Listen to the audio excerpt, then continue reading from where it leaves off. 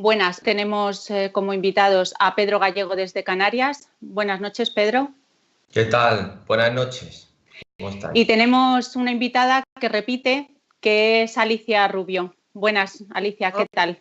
Hola, muy buenas, encantada de estar aquí. Bueno, vamos a empezar la entrevista siguiendo la línea que hemos estado ya en otros programas sobre la ley de violencia de género.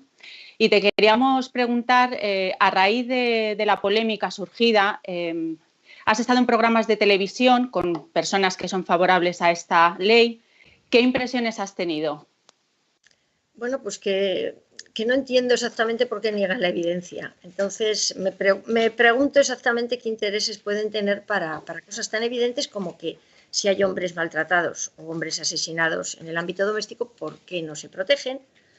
No entiendo tampoco por qué niegan estadísticas que están en el instituto sacadas por el INE. Tampoco entiendo por qué no se sorprenden de que hubiera un momento dado después de la ley en el que quitaran las causas, es decir, la situación personal del suicida en los procesos de, en las causas de suicidio, que antes se sabía si era casado, soltero, en proceso de divorcio, se quitó. A mí eso me resulta muy extraño.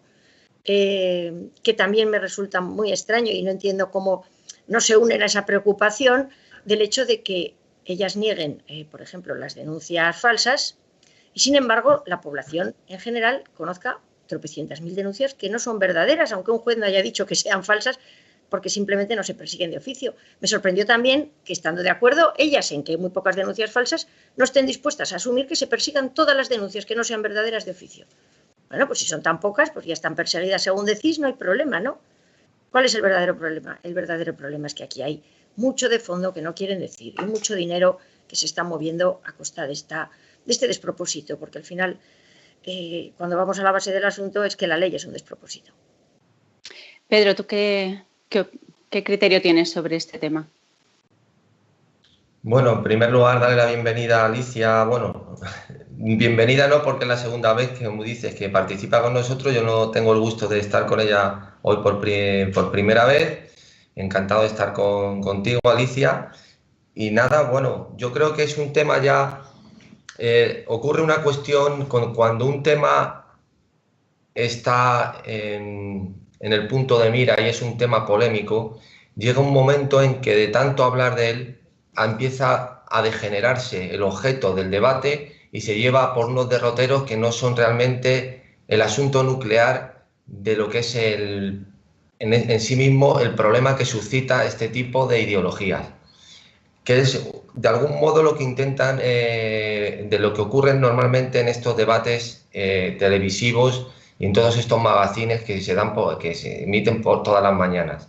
Vamos a ver, aquí es evidente que no se puede prescindir de la razón para hacer un análisis, como en casi todas las cosas, o como deben realizarse siempre, sin perjuicio de que siempre hay un proceso empático o psicológico que puede utilizarse o que va inmiscuido en todo ese razonamiento, dependiendo sobre todo si el Estado es el que tiene que hacerse cargo de ciertas cuestiones.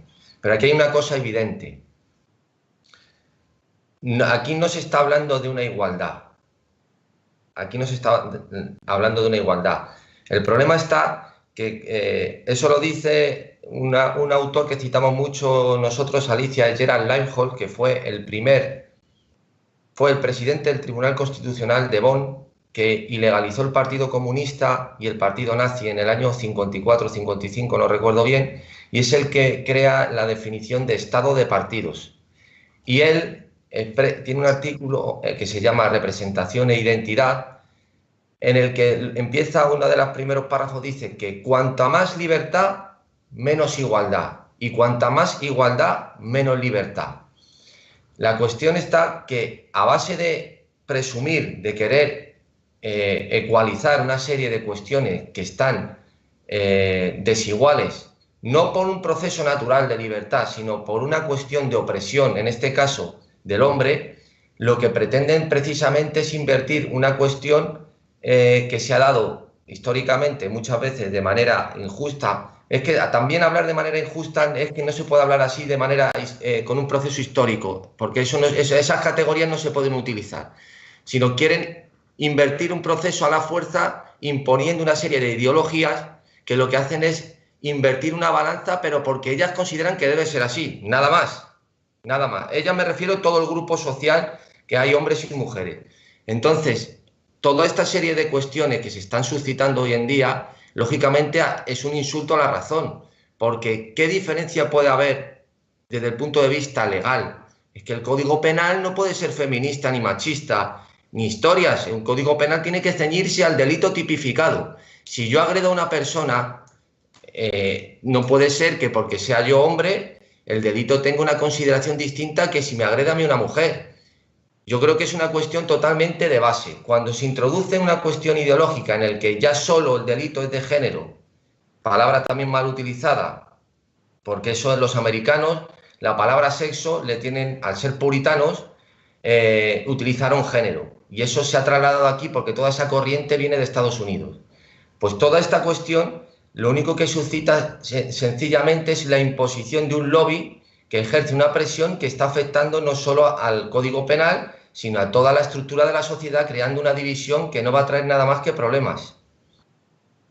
¿Te gustaría puntualizar algo de lo que acaba de decir Pedro, Alicia? Que te veo... Es que, a ver, es que son muchos los puntos que ha tocado Pedro. A ver, lo primero, desde luego que estamos en sociedades democráticas en las que las leyes nos amparan a todos por igual. Tenemos una Constitución que tiene un artículo que dice que todos los españoles somos iguales ante la ley, que es lo importante, que tengamos todos los mismos derechos, las mismas obligaciones, la misma posibilidad de acceder a todos los puestos, etcétera, etcétera, en función de nuestro esfuerzo y de nuestro mérito.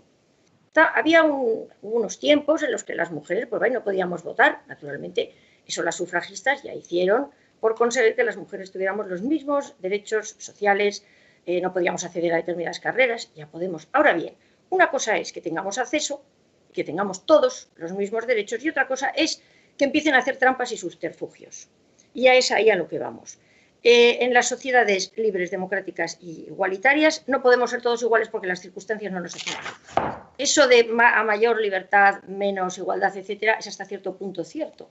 Porque claro, si yo salto muy bien y en cambio pues vosotros saltáis muy mal, ahí hay una desigualdad y entonces a mí para saltar y para que todos saltemos igual me tendrían que poner unos pesos. Eso es absolutamente ridículo. De hecho, hay una especie como de corto en el que explican efectivamente cómo en unas sociedades esas puramente igualitarias tendrían que conseguir pues eso, que los más altos pues se cortaran los pies, los más feos, los más guapos habría que quemarles la cara para no... Es decir, las sociedades lo que tienen que tener es una serie de normas que nos permita a todos hacer a todas partes y luego ya llegamos al punto en el que la sociedad es diversa, tanto rollo con la diversidad, tanto rollo, somos diversos. Bueno, y en los casos de flagrante problema, es decir, porque hay una persona que tiene una clara discapacidad respecto al resto, se le ayuda. Las mujeres no somos discapacitadas, no somos tontas. Es más, el feminismo nos ha convencido de que somos iguales que los hombres, cosa que yo estoy de acuerdo. Somos iguales en cuanto a valías, en cuanto a capacidades, aunque varíen, pero desde luego somos sujetos de derecho como los hombres. Y eso ya lo hemos conseguido. A partir de ahí, toda esta victimización que tienen ellas es porque les da dinero. La ley de violencia de género es una ley totalmente, o sea, fuera de cualquier sistema democrático normal. ¿Por qué? Porque vulnera derechos fundamentales.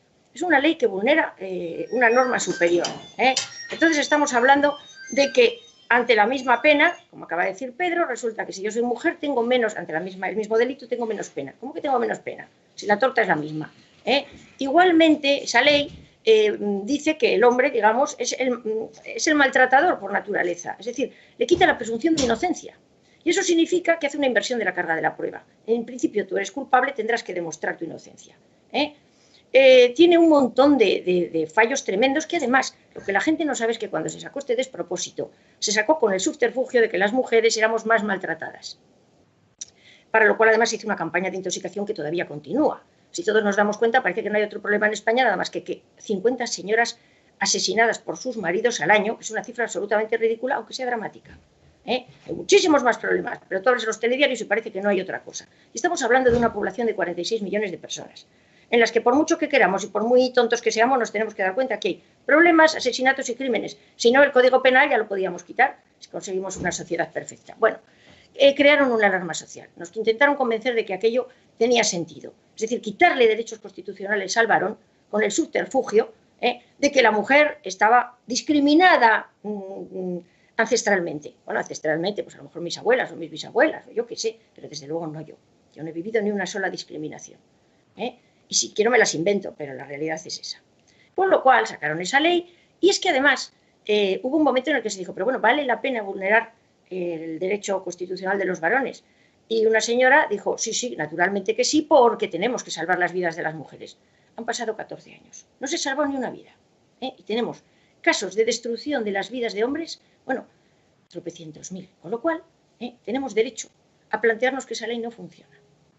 Porque es que solo faltaba que en una democracia tengamos que seguir para adelante y tengamos que seguir dando más dinero a este despropósito porque no funciona, que es algo así como, yo tengo un enfermo, le estoy dando una medicina, no funciona, y digo, pues le voy a dar 5 dosis. No funciona, casi peor, pues ahora 25 dosis. Entonces, ese es el verdadero problema. Y entonces, ¿qué sucede? Que en realidad toda esta ley lo que ha supuesto es una inversión de dinero y de redes clientelares para determinados partidos que, vamos, que las mujeres somos lo de menos y nuestros problemas son lo de menos para esta gente. Alicia, a raíz de lo que estás diciendo, estamos diciendo que en Andalucía hay más de 2.000 asociaciones de organizaciones que están montadas sobre este chiringuito. Y lo que salió, de cada 100 euros solamente van a la víctima 2, 3 euros, no sé exactamente cuánto es. O sea, es una barbaridad. Claro que es una barbaridad. Eso lo saqué yo en el libro. Yo tengo 2 capítulos sobre precisamente la destrucción de la masculinidad y la criminalización del varón, donde expongo todo esto, que yo creo que fue la causa de mi desgracia, porque la parte teórica, hay más libros de ideología de género teóricos. El problema es que yo lo hilé con el tema mollar, que son las leyes y el dinero. Entonces, a ella, cuando yo escribí el libro en 2015, salió en el 16, ya había 2.000 asociaciones feministas solo en Andalucía y más de 6.000 en España. O sea, esto es un despropósito total, porque al final resulta que hay un montón de dinero público y no se sabe muy bien qué demonios hacen, aparte de generar discordia social, de todo tipo. Es decir, victimismo, y venga, y a las mujeres nos pegan, a las mujeres nos matan, no queremos una menos. Hombre, yo no quiero ni una menos, ni uno menos, ni un niño menos. O sea, vamos a ver qué pasa. Las mujeres valemos más que los hombres, nuestras vidas valen más. No, no es cierto. No es cierto. Sin embargo, ¿cómo es esa la parte que les da dinero? Curiosamente han llegado a la conclusión de que tienen que ensalzar muchísimo la muerte y los problemas que podamos tener las mujeres y ocultar el resto de las víctimas. Con lo cual, tú llamas al 016 diciendo que eres un hombre maltratado, además hay por ahí audios que lo dejan en evidencia, o eres la hermana de un hombre maltratado, o eres una mujer que te está maltratando a otra mujer, o eres un hombre que te está maltratando a otro hombre, y te dicen castizamente que verde las han segado, que te vayas por ahí a resolverlo. O sea, no hay dinero público para unas víctimas y hay un montón de dinero público para los lobbies que dicen que van a defender a esas víctimas. O sea, no nos tomen ustedes el pelo, que llevamos 14 años viéndolo, que es que, o sea, la realidad está arrasando con esa verdad políticamente correcta que nos ponen los medios. Entonces tú pones una noticia contando una de estas falacias y te encuentras tropecientos mil comentarios de gente, es mentira, ustedes ya no nos engañan, a ver cómo explican mi denuncia falsa, pum, pum, pum, pum, pum, pum. ¿Por qué? Porque ya no se puede aguantar más este chiringuito. Y entonces, pues eso, consiste en que nos llevan allí, como estuve yo el otro día, para que cuando yo voy a decir cifras me callen, para que cuando yo voy a exponer mi postura me callen, para que primero pongan el caso, un caso dramático. Es decir, primero, en un programa que estuve el otro día, hicieron toda la manipulación emotiva previa, ¿no? Crearon el clima en el que sacaban el caso terrible de Ana Orantes, que la quemó su marido.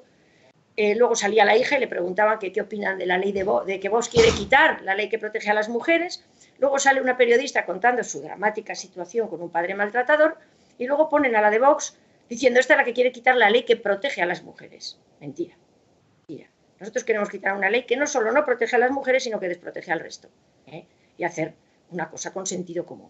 Y que el dinero público, como tú bien has dicho, que esa cifra también la pongo yo, porque ya andaba por ahí corriendo esa cifra, en la que un porcentaje ínfimo va a las maltratadas. Porque el resto son subvenciones a políticas de género, cargos, carguetes, observatorios, trabajos, estudios, todos ellos sesgados. O sea, y al final a las maltratadas van 2 pesetas, pero es que encima ni siquiera van esas 2 pesetas, porque luego tenemos los casos de las falsas maltratadas, que ya sea por interés personal o en connivencia con la pareja, con el marido o el hombre con el que conviven, que ponen denuncia de violencia de género para cobrar una miseria que dan, pero bueno, pero que dan un dinero que les viene de maravilla. O sea, por ejemplo, hay un pueblo en Andalucía en el que un altísimo porcentaje de hombres están acusados de violencia de género, pero eso sí, todas las noches duermen en sus casas con sus señoras, pero están recibiendo ambos la famosa paga, que era de 400 y pico euros, que la iban a subir a 600 y pico, o hablaron incluso a 1000 y pico. Eso no resuelve el problema de las mujeres maltratadas y no protege a las mujeres maltratadas. Lo que hace es incentivar la denuncia falsa, que es otra de las quejas que tenemos. O sea, si es que esta ley y todo lo que ha supuesto es que es absolutamente no solo inaceptable, sino que no la puedes ni sustentar. O sea, es inargumentable. Entonces, claro, nos llevan y nos callan, porque como empecemos a hablar, se les cae el chiringuito por todas partes. Pedro. Sí, bueno, yo una de las cuestiones que quería plantear en toda esta corriente delirante en la que está inmersa la mayoría, una parte de la población muy grande y sobre todo la gran mayoría de los partidos políticos, lo que no se dan cuenta es de una cosa muy curiosa, porque precisamente el negar la condición de mujer en el pasado y solo afrontarla desde el punto de mira y desde el punto en el que ellas están hacia adelante, lo que están precisamente es insultando a sus madres, a sus abuelas, a todas sus antepasadas, porque les niegan su condición de mujer, algo así como si hubieran sido unas pobres infelices, unas impedidas, personas sin inteligencia que han sido subyugadas y sometidas al poder del hombre, nada más. Mira, el poder es una relación entre alguien que manda y alguien que obedece. Y eso no es una cuestión de fuerza, porque la fuerza únicamente puede durar un tiempo. O sea, Gengis Khan tuvo un imperio muy grande que no supo mantener. Los imperios o las dominaciones o las relaciones de poder se mantienen con la inteligencia. ¿Qué quiere decir? Que esas relaciones de poder, la mujer, como decía Antonio, y el hombre se repartían la autoritas y la potestas. Son dos cuestiones de poder que se repartían de manera distinta. Lo que no puede ser es que ahora vengan estas señoritas que han tenido una vida infinitamente más cómoda al vivir en una sociedad del bienestar mucho mayor que sus antepasados y vengan a denostar, a denigrar y a difuminar y a insultar a todas las mujeres, a todas nuestras abuelas, a todas nuestras madres, considerándolas poco menos que eran unas pobres desgraciadas y que ahora ellas han venido a revertir el curso de la historia con su ideología fenomenal. Eso me parece curioso, que ninguna mujer se indigne en este sentido. Eso no es cierto, ojo.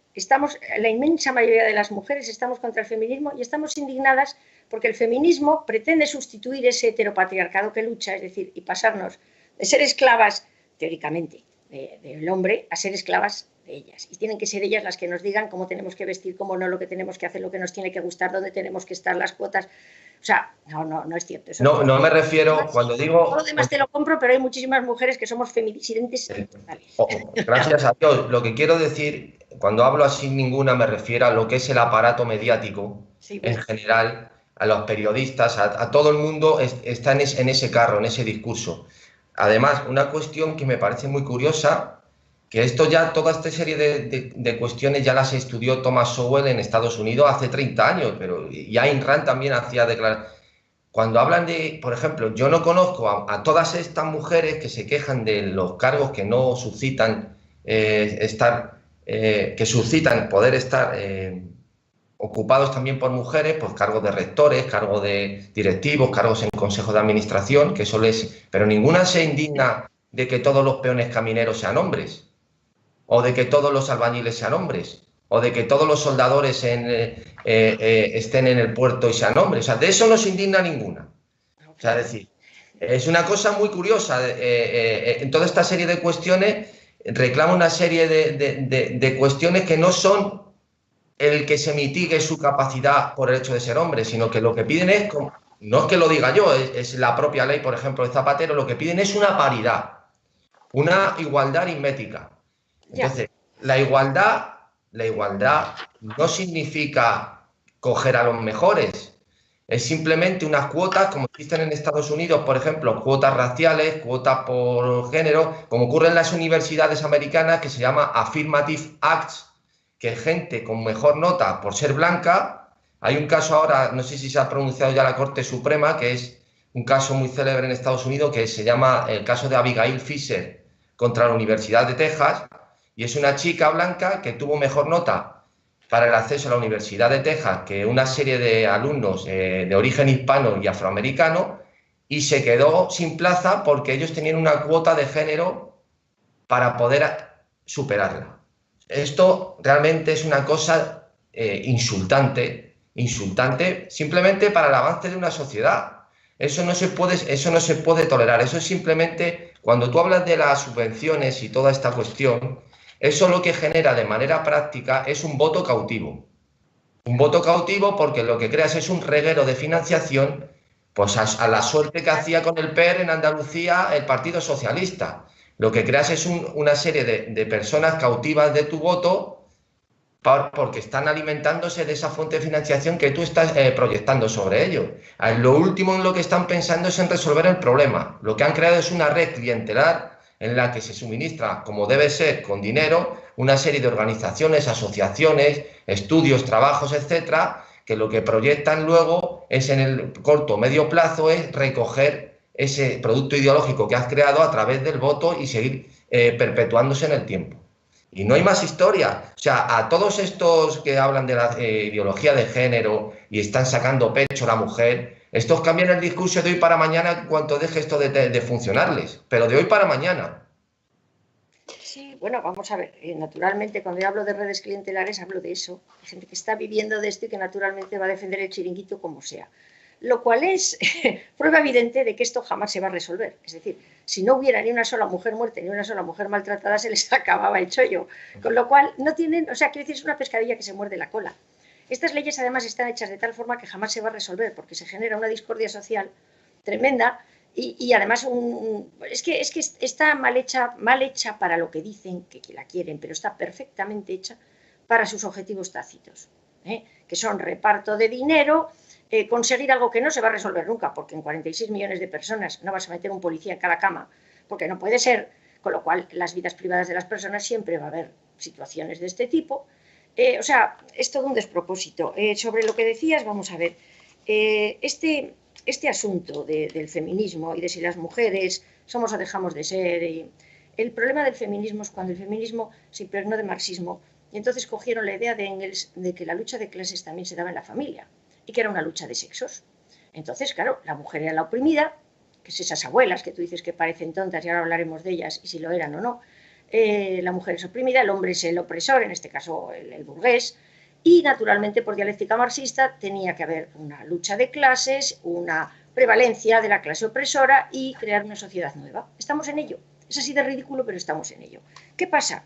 Que para poder, digamos, extrapolar esa visión de la sociedad a la visión de la pareja, hay que olvidar dos cosas prioritarias y primordiales que no se dan con proletarios y burgueses. Capitales. Y, naturalmente, es que entre la opresora, entre el opresor y la oprimida, presuntos ambos, hay amor. Y que entre la oprimida y el opresor hay un proyecto, o sea, de incalculable importancia, que son los hijos, un proyecto común, que es vital, prioritario. Entonces, si os dais cuenta, para que esto se adapte a martillazos a esa idea marxista, tiene que desaparecer el amor, lucha de sexos, y tienen que desaparecer los hijos, ese proyecto común que puede... es decir, que puede hacer que la pareja encuentre ahí un punto de unión fortísimo. Y ahí estamos, y ese es el puñetero feminismo. Entonces, este tema, además, se fundamenta en que en la familia sí que es cierto que hay unos roles, pero que es que son roles biológicos, que es que ahora las mujeres podemos tener o no hijos, y podemos salir a trabajar o no, y dejar al niño al cuidado de alguien y que le dé una leche maternizada. Pero si nos vamos hace 2 siglos, que estas señoras parece que es que no tienen ni siquiera visión histórica, hace 2 siglos, pues la mujer se casaba, empezaba a tener hijos y tenía muchas dificultades para salir de casa. ¿Por qué? Porque estaba cuidando al lactante, etcétera, etcétera. Las clases más altas a lo mejor podían manejarse algo mejor con una señora de estas, con una... ahí, la que daba leche, no me sale el nombre, por Dios. Sí. Sí, bueno, con una nodriza. Pero bueno, pero no era lo habitual. Entonces, los roles que era, pues fuera de la casa era el hombre, digamos, y además el que salía por el sustento, etcétera, y era un poco la figura visible de de esa unidad social. Y dentro estaba la mujer que era la que mandaba dentro de la casa. Claro. O sea, las abuelas eran las que con el sueldo del marido eran las que decían, Paco, se hace esto, se hace el otro. O sea, la res privada la llevaba la mujer. Y en muchos casos decían, detrás de un gran hombre hay siempre una gran mujer. Sí, es que era al final la que mandaba. O sea, no importa haber dado la cara, sino que a Pepito iba a su mujer, oye, ¿qué hago? Decía la otra, pues mira, este a mí me parece y esto otro. O sea, es decir, que aquí se ocultan muchas cosas. Y a mí me hizo gracia una pregunta que les hice a mis alumnos cuando estaban diciendo que las mujeres ahora estábamos mucho mejor. Digo, a ver, ¿os conocéis a vuestros abuelos? Sí, a los paternos y a los maternos. Y entonces les dije, a ver, ¿quién opina que en la pareja de vuestros abuelos paternos quién manda? ¿El abuelo o la abuela? Mayoritariamente la abuela. Los abuelos maternos, mayoritariamente la abuela. Y digo, bueno, ¿y vuestros padres quién manda? Y ahí la cosa se quedó más igualada, ¿no? Porque claro, estamos hablando de que las sociedades eran patriarcales, pero eran patriarcales externas. El matriarcado mandaba dentro. Es decir, hay muchas cosas que aquí se simplifican y que todos tenemos que ver. Y nuestras abuelas de tontas no tenían un pelo. O sea, en absoluto. Ni ahora las mujeres tenemos de tontas un pelo, salvo que nos hagamos feministas y entonces sí que nos pueden meter una serie de conceptos que nos lleven a la idiotez total, como por ejemplo que nos digan que somos medio discapacitadas, que necesitamos cuotas, que necesitamos leyes, que nos protejan porque pobrecitas, y luego nos cuentan que podemos ser policía, militar o bombero.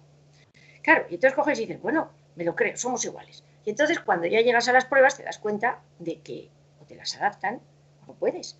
Y entonces llegamos al punto de ridiculez en el que yo digo, vamos a ver, un policía corre X y una policía corre menos X. Si para ser un buen policía es suficiente con lo que corre esta señora, pues fuera a todos los hombres que les hagan las mismas pruebas.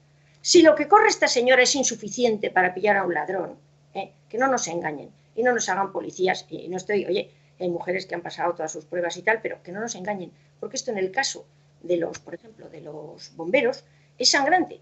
O sea, no había prácticamente mujeres bomberas. ¿Por qué? Pues porque tienen que hacer unas pruebas durísimas, que es que no pueden permitirse el lujo de que la bombera no pueda con los 30 kilos del equipo, que no pueda con los 20 y tantos kilos que pesa la manguera, que no pueda con todo ese peso subir a un sitio dificilísimo, o que no pueda salvar a un compañero o a una persona que está en peligro porque no da las pruebas. Eran altísimas. Y todos los médicos, es decir, y todo el estamento de bomberos se daba cuenta de que era una locura hacer cuotas ahí. Bueno, pues doña Manuela Carmena bajó las pruebas y ahora supongo que habrá bomberas, pero habrá bomberas que cogen menos peso, que tienen menos fuerza, etcétera, etcétera, y que les estamos pagando un sueldo y como se queden un día y no puedan salvar a su compañero o no puedan, es decir, pues estamos aquí, o sea, nos están engañando. Yo quiero decir, el feminismo trata de hacernos diferentes en lo legal, que es lo importante, y nos quiere hacer iguales en lo accesorio o en lo que ni siquiera jamás vamos a ser iguales, y por ejemplo en el plano físico. Y es, por ejemplo, los roles, nos engañan, perdón un momento, nos engañan porque nos hacen creer, o sea, a ver, a las mujeres, lo que decía Pedro, nos están haciendo que renunciemos a nosotras mismas, que renunciemos a nuestros gustos, a nuestros deseos, a nuestros intereses. Nos convencen de que elijamos no libremente, y por eso a lo mejor no hay mujeres peones camineras, porque realmente las mujeres o preferimos no trabajar o preferimos coger trabajos de otro tipo, o trabajos en los que nos sentimos muy competentes porque son de trato social, que a nosotros se nos da muy bien, porque somos más empáticas, mientras que los hombres son más, les gustan más trabajos de otro tipo, y nos intentan convencer de lo que nos tiene que gustar y no para conseguir esas ridículas cuotas, que en una sociedad libre e igualitaria no se consigue. Vamos a tratar el tema de la educación porque a las aulas se ha llevado las cuestiones de la ideología de género y hemos visto cómo colectivos sin ninguna preparación, colectivos LGTBI o todas estas siglas, te dan clases de educación sexual en las aulas, pero sin ninguna preparación. Creo que de esto Alicia nos puede comentar algo. No, claro, es que es tremendo. Esto está siendo demencial. Hay que tener en cuenta que todos estos lobbies nos encontramos con que, claro, se les está dando un montón de dinero público. Además, se les están haciendo unas leyes para que entren perfectamente por el mero hecho de ser persona LGTBI. Tú puedes ir a contar tu sexualidad, tu vida y tu visión del mundo a unos menores sin que los padres se enteren. Y aunque tuvieran titulación, es que yo las pongo muy en duda. Porque yo no sé, yo no sé. Alicia, una cosita, yo me enteré después y fue horroroso lo que me contaron. O sea, es que vayan personas así y las cosas que los preguntaban y los decían, no lo hubiese consentido si lo hubiese sabido. Claro, claro, es que ahí está. Es que muchísimos padres no lo saben y creen de buena fe que tanto las feministas van a entrar para decir que no se maltrate a la mujer. Claro, nadie queremos que maltraten a las mujeres, y menos las mujeres. O sea, pero es que no es eso. Yo lo vi porque estuve dentro del aula. Lo que hacen estos colectivos es, y muchos profesores ahora, porque hay muchos profesores adoctrinados en esto, que meten ideología en las propias clases, y eso sí que es inevitable y es terrible. Pero bueno, pero estos colectivos se les puede frenar porque se les ve. Entonces ellos entran y dicen, no, bueno, vamos a hablar de una cosa de educación sexual o vamos a hablar de inclusividad o tal. Pues el profesor o la profesora, pues si quieres, como vamos a estar con ellos, te vas, te tomas un café, además así ellos están más sueltos, preguntan con más, porque claro, tú igual, como eres la profesora, entonces tú, de buena fe, pensando que va a ser bien, mejor para los chavales, para que estén más sueltos y además encima, por el ofrecimiento de una horita libre que te pusiera a tomar un café, pues claro, los profesores salen y dejan a los chavales, a los críos, sin mala intención, o sea, los dejan en manos de estos pájaros y pájaras. Y estos pájaros y pájaras tienen clarísimo a lo que vienen. Yo lo que pasa es que me quedé dentro del aula. Todos estos cursillos los he vivido yo muchísimo antes porque en Leganés siempre está en manos del PSOE, con Izquierda Unida. Izquierda Unida tiene un poderoso lobby homosexualista, lo mismo que Podemos tiene un poderoso lobby feminista y PSOE poderoso lobby feminista, pero bueno, el caso es que en este caso la Concejalía de Educación se la daban siempre Izquierda Unida a los del PSOE para el pacto. Y entonces estos cursillos ya los puso en marcha hace muchos años. Entonces yo me quedaba y yo decía, pero qué despropósito es este, porque además veía que se conseguía lo opuesto a lo que teóricamente decían, ¿no? Incluso estuve en un cursillo de drogas, que es que aparte de que los que lo daban no tenían ni puñetera idea de drogas, yo sé mucho, pero además sé de forma técnica, aparte de saber personalmente mucho, es que encima no tenían ni siquiera una terminología un poco científica. Y al final, el tema de las drogas, que ya sé que va al margen de esto, pero para que veáis que es todo un auténtico despropósito, al final lo que recomendaban era, si tomas drogas, porque total no vamos a impedir, porque no, ya doy por hecho, o sea, doy por bueno que las tomes, que te hagan el menos daño. Les hablaba, si te da un amarillo es que te da como un malestar cuando fumas los porros, y decía, madre mía, qué terminología. O sea, estaban promocionando el uso de drogas, a ser posible, dando soluciones cuando te encontraras mal. Y en el caso de todo lo que le dijeron a tu hijo, yo no sé si serían, porque hay 3 tipos de cursillos, los de inclusividad de los lobbies LGTBI, que básicamente les dicen que prueben. Ese fue. Bueno, pues es que si me dejáis explicar, para los que nos estén oyendo, cómo va esto. A ver, esto es... Ese fue, vino asustado.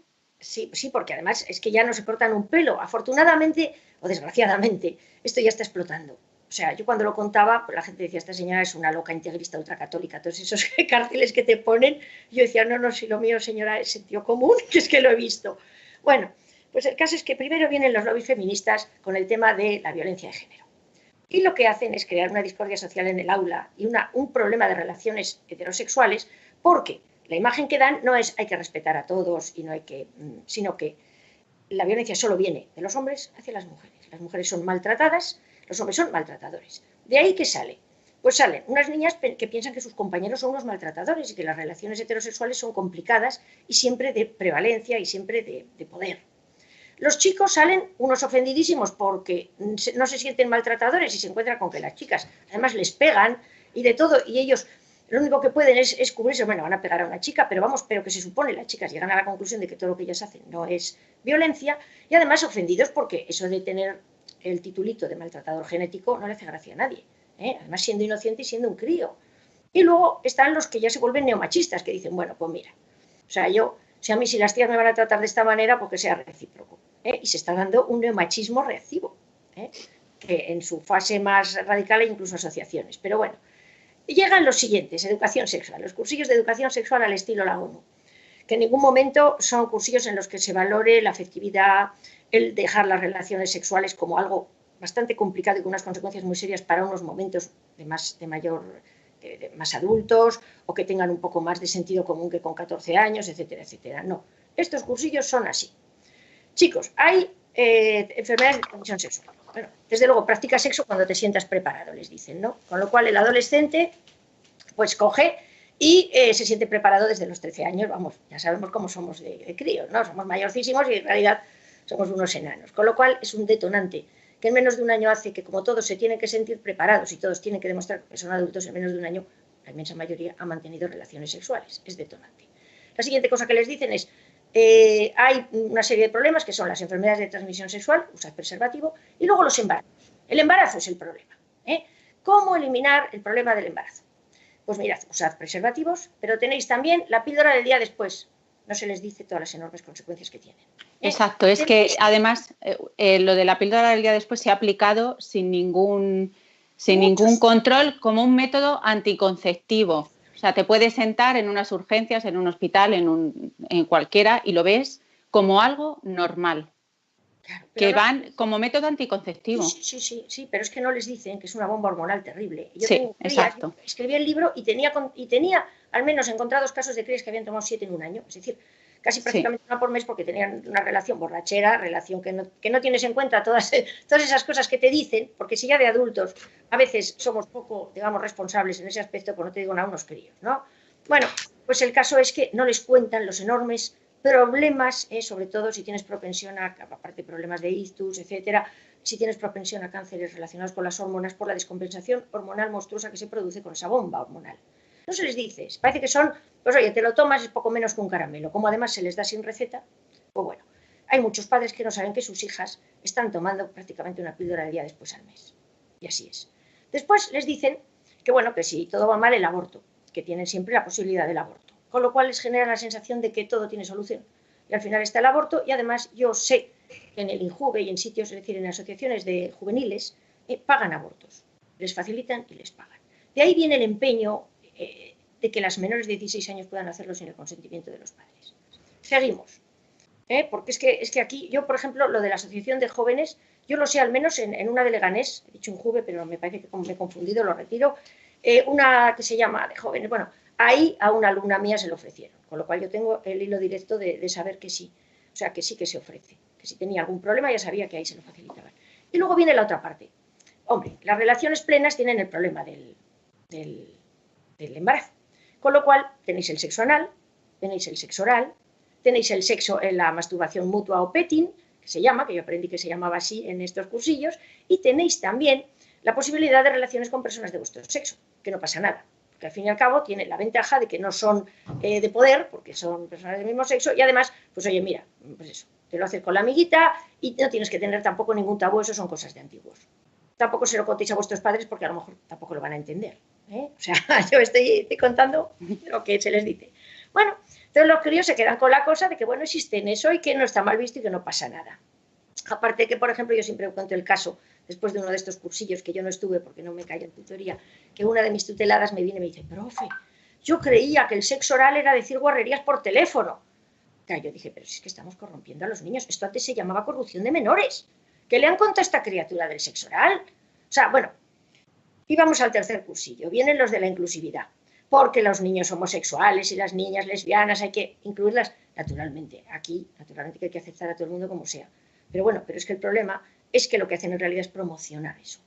Como ya han dejado la base de todo lo anterior y la gente ya está pensando, los críos y las crías, que las relaciones heterosexuales son más bien problemáticas y conflictivas, y además encima, en el caso de las niñas, nos trae el aborto, ¿a alguien le sorprende que ahora en todas las aulas haya por lo menos 2 parejitas de niñas lesbianas?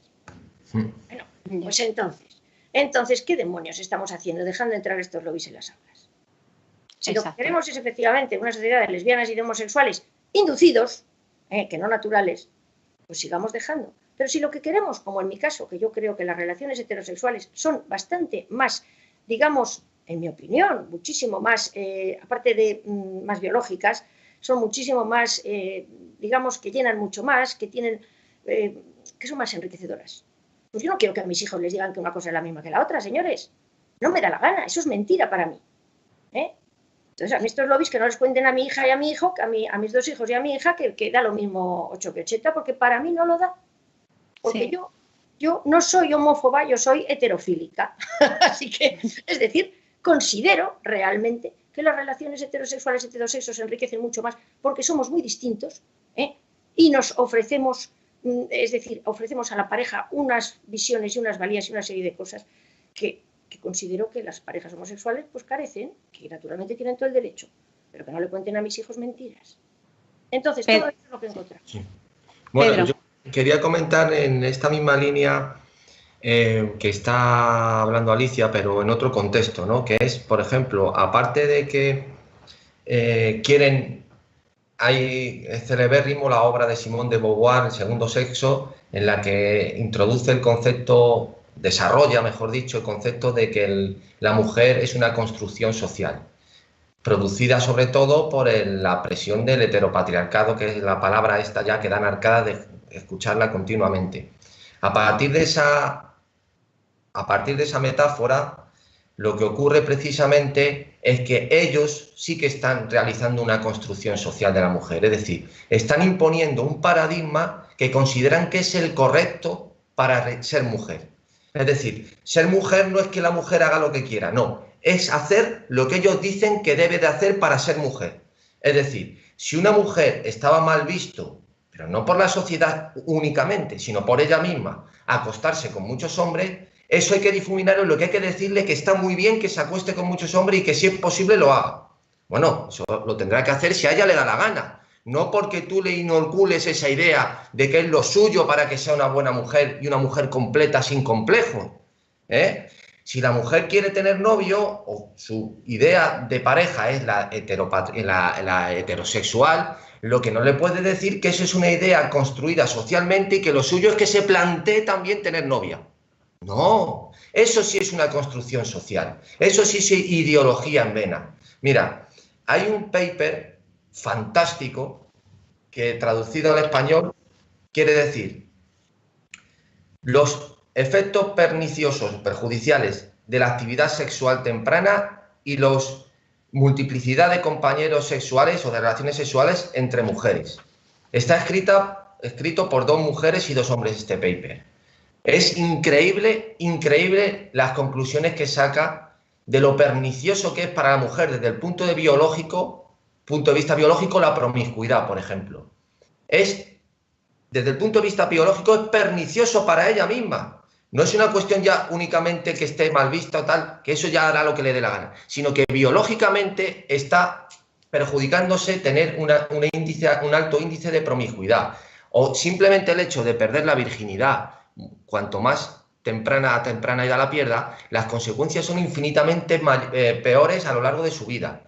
Aquí no voy a explicar todo lo que dice porque es extensísimo, pero no tiene desperdicio. Yo si quieres, Alicia, luego te lo mando porque te va a gustar. Es un estudio súper riguroso y muy célebre además. Claro, aquí lo que estamos intentando ver o están intentando hacer ver es que todo lo que ha hecho la mujer durante toda su vida prácticamente ha sido una imposición. O sea, que ella no ha sido libre para decidir. Y que ahora, con estas consignas que le van a dar, es cuando ella se va a liberar. Y entonces entramos en estos delirios en que le preguntan a un niño en clase y entonces le dicen que, bueno, pues que es lo mismo que tenga novio que novia. No, no es lo mismo. Está diciendo. No es lo mismo. No me cuentes rollos. No es lo mismo decidir que si soy bombero o policía y ya... No, no es lo mismo. Eso es ideología. Cuando tú estás diciéndole a un niño que es lo mismo tener novio que novia, eso es ideología. No es una cuestión de libre albedrío. No, tú estás inoculando una serie de ideología y de un paradigma nuevo construido por ti, no por el devenir histórico, por las propias preferencias del individuo. Entonces, toda esta delirio histérico en el que lo que tienen que haber son igualdad de derechos y no reclaman igualdad de derechos, quieren ecualizar a una serie de metas que por naturaleza son imposibles ecualizar. Ha sacado el tema de los bomberos. Yo soy bombero. El tema de curiosamente, sí. Te voy a contar. Entonces, todo este tema no es una cuestión de querer solventar un problema realmente perentorio y que sea grave, no. Es una cuestión política, nada más. Que llega un momento, un día, y que dicen que que tiene que haber mujeres porque está muy bien hacerse la foto con una mujer vestida de bombera. Y entonces hay que rebajar la serie de pruebas. Incluso se han ganado recientemente una sentencia y se modificaron una serie de pruebas físicas porque consideraba el juez que de partida esa mujer no podría ya, por sus condiciones genéticas, dar el mínimo. Es decir, ya se está pervirtiendo esto de tal modo que lo que se está valorando es únicamente una construcción nueva, social, en la que tenga que estar incluida la mujer, en este caso la mujer per se. Esto es una cuestión. Aquí lo que tiene que haber es igualdad de derechos, es decir, a usted se le veta la entrada aquí, se le denigra se le devalúa su condición por su condición de mujer. Eso sería ya pues, misoginia, racismo, un delito, lo que queramos. Pero lo que estamos asistiendo entre esto y la cultura homosexualista, que es inocular a todo el mundo que es maravilloso ser homosexual, incluso el Luis Alegre este genio de Podemos, que luego lo dejó su cargo, tiene un libro que es algo así como que los homosexuales odian mejor, quieren más y odian mejor, una cosa así. O sea, prácticamente las guerras mundiales se hubieran evitado si los cancilleres del mundo hubieran sido homosexuales. Si en vez de tener mujer hubieran tenido novio, pues estaríamos todos en el orgullo gay internacional y en vez de celebrando guerras mundiales. Este es el delirio en el que está esta gente. Este es el delirio en el que se mueve esta gente, y que todos los males de agresividad, de violencia, de guerra, de conflicto, vienen producidos por la hormona masculina, que es la culpable y la asesina, sobre todo si es blanca. Entonces, claro, esto se le está inoculando a los chavales desde el colegio, como por ejemplo una cosa que he estudiado bastante bien, que es el lenguaje que llaman ellos el lenguaje no sexista, que son los manuales que introducen en las universidades y en todas las cuestiones institucionales, y que hay uno que me causó mucha gracia, que es creo que de la Universidad de Valencia o de un colegio o de la Comunidad Valenciana, que ponía ejemplos realmente curiosos, cómo adoctrinar al profesor para que a su vez lo haga con los niños, que había una frase que decía: en este ayuntamiento hay 10 concejales, y entonces le explicaba abajo, dice, mal. Esto es una expresión machista porque hay 4 mujeres. Dice, lo que debería decir exactamente es, en este ayuntamiento hay 6 concejales y 4 concejalas. Y entonces apostilla al final. Siendo esta frase correcta, debe hacerse recalcar que a pesar de no haber discriminación en el lenguaje, hay una discriminación social, puesto que hay menos concejalas que concejales.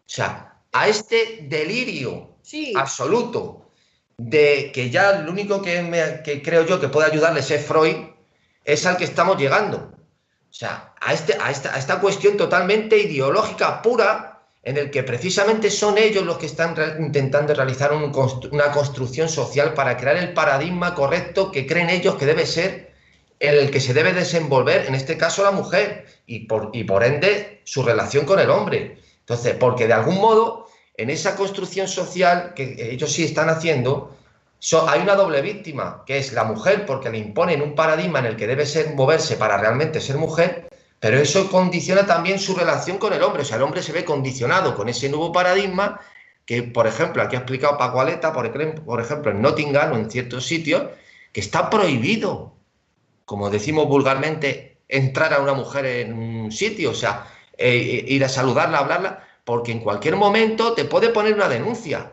O sea, tienes que esperar religiosamente, como se hacía antiguamente, sentada en la silla, pero ahora es el hombre, para que la mujer ya si se da el primer paso, entonces sí. Entonces, bueno, estamos llegando ya a una serie de cuestiones que ya insultan a la inteligencia y que ya tiene que haber un momento en que esto se pare. Una cosa, pero parece que insultan a la inteligencia, pero si te das cuenta, continúan bombardeando a la pareja heterosexual. Es decir, por roles biológicos, es el hombre el que suele dar el primer paso, no es más, y no pasa nada. Y si lo da una mujer, pues bueno, pero realmente es que en las relaciones de sexos, además es que no solo en nuestra especie, sino en la inmensa mayoría de las especies, normalmente el paso primero lo da el hombre. O sea, ya sea que eres un pájaro y tienes todo plumas y te vas por ahí luciendo para que la hembra se fije en ti, es decir, hay sistemas. En el caso humano, pues es, hola, muy buenas, ¿estudias o trabajas? A ver si te fijas en mí, hablo contigo. Claro, están consiguiendo que las relaciones entre sexos sean complicadísimas. O sea, muchísimo más que en la época decimonónica, que bueno, que estaban muy regladas, pero por lo menos iban, digamos, dirigidas todas esas normas y esas reglas a... Pero había un protocolo, aquí es que tienes que estar, pero sí es que yo escribí un artículo de una especie como de señoras que se ponían un brazalete aquí morado y que iban vigilando en las fiestas que no hubiera abusos incluso visuales, porque si te está mirando uno también es un abuso visual. Yo decía, vaya fiesta, estarán todos bailando así con los ojos cerrados, porque claro, si miras a una chica resulta que es violencia, o sea, una auténtica locura. Pero Alicia, en la fiesta de la Paloma este verano en Madrid había ese colectivo que tú dices. personas que estaban vigilando que no se cometiese ningún acto y había un cartel, la gente bailando el chotis delante con el cartel de no violencia de estos colectivos. Claro, estos colectivos están recibiendo un dinero inmenso y entonces tienen que justificarlo en estas gilipolleces. ¿Por qué? Pues porque es que a la gente hay que dejarla libre, vas a decidir tú y decirle que si te está mirando un chico, hombre, es verdad que lo que decían algunas, decían, es que claro, si te mira el chico guapo ya no es violencia, pero si te mira uno feo sí, o sea, a ver qué es esto, o sea, hay que dejar libertad a las personas. Y luego la segunda cosa, que a mí, por ejemplo, hay un chico que se dirige a mí de manera que no me gusta, oye, y yo estoy convencida de que tanto yo como el resto de las mujeres somos tan inteligentes y libres y de todo como para coger y decirle, majo, vete a chiflar a la vía. ¿Por qué? Porque además es que encima nos hacen como medio discapacitadas, como que nos tienen que proteger. Yo me protejo a mí misma. Pero, Alicia, te voy a ir más lejos, o más lejos no. Si precisamente tú estás en un entorno en el que un hombre se vuelve violento o agresivo contigo, puedo garantizarte que el primero que va a salir a defenderte va a ser otro hombre que hay allí. Como, por ejemplo, el famoso célebre caso, que por cierto fue amigo de nuestro querido García Trevijano, el profesor Neira, Jesús Neira. Jesús Neira. El hombre, sí. Es decir, le pusieron una denuncia. Es decir, ningún hombre que sea hombre tolera ni permite y precisamente denigra más que estén actuando de manera insolente o violenta con una mujer que tenga al lado que esté viendo esa circunstancia. Pero eso ha sido así toda la vida y seguirá siendo así. Entonces, eso será una actuación también machista, que una persona esté molestando a una mujer y me entrometa yo. ¿Eso también es machismo porque voy de heteropatriarcado o qué? Cuando ya llegamos al punto de arbitrariedad y de estupidez humana, en el que el hecho en sí se justifica por lo que el otro opine, que eso es toda una locura. Yo quería deciros, es que claro, el tema, yo toda la primera parte del libro desarrollo precisamente todos los factores antropobiológicos, neurofisiológicos que nos hacen diferentes y que nuestras reacciones son diferentes, porque la mujer ha llevado el peso enorme, es que lo voy a hilar con todo lo que has dicho de la sexualidad femenina, el hombre ha llevado siempre el peso de la defensa. Entonces el hombre durante millones de años se ha estado, digamos, evolucionando y perfeccionando para ser un agente defensivo de la mujer y de la prole y de la tribu. Entonces, entre las características de la defensa está todo su aspecto físico y también todo su cerebro está también adaptado a esa función y está también su testosterona, etcétera, etcétera. Claro que el hombre protege. En el caso de la mujer, el peso para esa supervivencia de la especie que ha sido tan exitosa es precisamente el peso de la procreación. Eso hace que nuestra sexualidad también sea completamente diferente. Un hombre, su interés es precisamente expandir sus genes. Y en el caso de una mujer tiene que ser tremendamente selectiva, biológicamente. No estoy aquí hablando de ningún condicionamiento ético o moral. Biológicamente es tremendamente selectiva. ¿Por qué? Porque le supone un embarazo de 9 meses, un parto y una lactancia. Y eso nos hace que las mujeres seamos sexualmente muy selectivas. Y no solo eso, sino que además es curioso cómo eso se ha unido a la emotividad. Las mujeres sexualmente somos mucho más emotivas. O sea, necesitamos para una relación que realmente nos llene, una relación sexual que nos llene, necesitamos que haya una emotividad enorme. Eso de la chica que cada noche se acuesta con uno, eso es el engaño al que nos han llevado. Eso viene en el paper que te he contado y eso viene, bueno, ya te lo adelanto, por la segregación de oxitocina. La mujer segrega oxitocina normalmente en 2 momentos muy concretos, exponencialmente comparado con otros sucesos, que es cuando da a luz el parto, y cuando tiene la primera relación sexual con un hombre, cada vez que lo tiene. ¿Por qué? Cuando se enamora, ojo. Sí. ¿Por qué? Porque precisamente eso está generado para perpetuar la especie y perpetuar el núcleo familiar. Si una mujer en unas condiciones hace miles de años tuviera un hijo y no segregara esa hormona ante una situación perentoria de crisis, de falta de comida, de alimento, pues podría desechar al hijo simplemente porque sería una carga para la propia subsistencia de todo el clan. Eso precisamente lo que genera es un vínculo de apego entre la persona y entre el bebé y la mujer. Pues lo mismo ocurre con las parejas. Entonces, la promiscuidad en la mujer, en este caso, lo que genera es una distorsión en la segregación de la oxitocina. Y que, bueno, no te voy a adelantar las consecuencias que tiene posteriormente, pero va en esa línea. Es decir, aquí no estamos juzgando ni teniendo prejuicios acerca, porque ya empezamos luego con las tonterías de que a ver si una mujer no podrá acostarse con quien quiera o tener, a mí me trae sin cuidado, que se acuesten con quien les dé la gana. Lo que estamos hablando son de cuestiones puramente biológicas, que no es lo mismo que una mujer sea promiscua a un hombre. Entre otras cosas, el hombre segrega esperma, mientras que la mujer lo que ya tiene son los óvulos que los va perdiendo. No sé, y el hombre sí puede copular en una tribu que haya 90 mujeres y 5 hombres, esa tribu se expande, mientras que una tribu que tenga 90 hombres y 2 mujeres, esa tribu desaparece. Entonces, eso está diseñado así biológicamente y no hay cuestión en ese sentido que rebatir. Ahora, que cada uno haga lo que le traiga sin cuidado. Yo no tengo prejuicio ni tengo complejo absolutamente de nada. El problema está precisamente en crear el prejuicio y el crear el complejo del que aquella persona o aquella mujer en este caso que no actúe de la manera que estoy diciendo, sí, no es mujer. Ese es el problema. Te ponen las etiquetas, estrecha, tal. No es mujer porque no actúas igual que un hombre. Porque tú tienes derecho a hacer, bueno, tendrás, pues como tiene derecho, déjala en paz, que ella es libre de hacer lo que le dé la gana. No tienes que estar machacando a todo el colectivo femenino acerca de lo que debe hacer para ser una mujer plena. Que haga lo que le traiga sin cuidado, que son libres, tienen los mismos derechos, no son impedidas, no son disminuidas y harán lo que les dé la gana en cada momento. No tienes que desmarcarle el rol adecuado para que sea una mujer plena.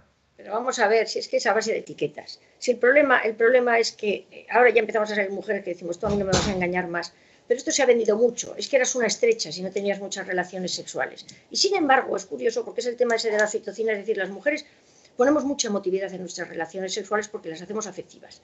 Claro, ¿qué sucede? Que esa sensación de cuando te acuestas con un tío, a los 2 días ya te deja y vas con otro, y a los 2 días, esa sensación de abandono un hombre no la tiene.